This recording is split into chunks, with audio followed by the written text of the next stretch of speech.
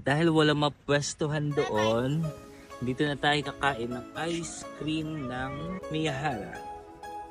So, subukan natin, tikman natin, i-rate natin yung ice cream nila. Ito, actually, ang dami dapat add-ons. Yung iba, pinupuno nila ng add-ons yung kanilang ice cream. Oh, ang sarap ng salted caramel. Siguro ito yung pinakamasarap na salted caramel na natikman ko.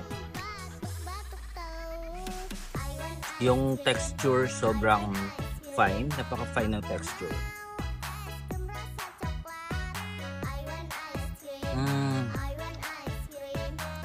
9.7 out of 10. Tapos ito yung Taiwan vanilla strawberry. So, tikman natin.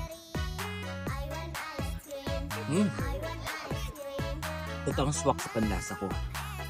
Kasi mahilig ako sa yung medyo maasim, na may sweet, na may yogurt, something yun. Actually, ang pinaka-favorite ko is yung kiwi strawberry na smoothie, yogurt smoothie, yun. And ito, swak na swak doon. 10 out of 10. Tapos, meron siyang cranberry. At meron din siyang tawag jam, raisins. So yun yung pinili ko kasi mahilig ako sa mga dried raisins and cranberries. Pero tingin ko, busog na ako. Ang sarap talaga. It is so giving. Babalikan ko to. Dito sa Taiwan, lalo na sa Thailand ako, kain lang ako ng kain. Lalaking mo dito. Although healthy karamihan ng pagkain nila dito, lalo na yung Thailand, the best food nila. I recommend sa mga pupunta ng Taiwan, kung may time kayo, punta kayo ng Thailand. Masyado siyang underrated.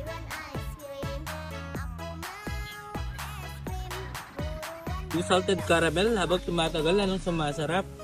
Ano ba yung rating ko kanina? 9.7? Siguro 9.9 na.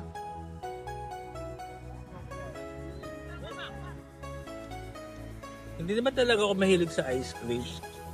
Pero sa tingin ko magiging ice cream lover ako dahil dito.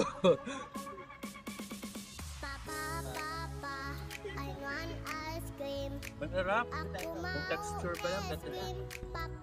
At ang sarap ng kwan, ang sarap pagsamahin yung salted caramel at saka yung Taiwan vanilla strawberry na paghaluin.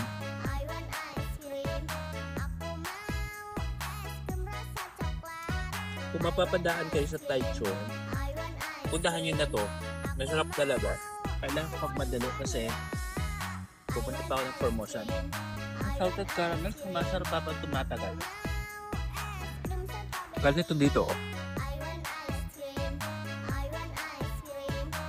May mga isda.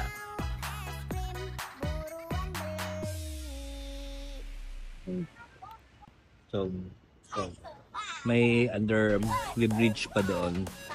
Kasi wala nang space sa loob eh. So dito na sa labas kumakain yung mga tao.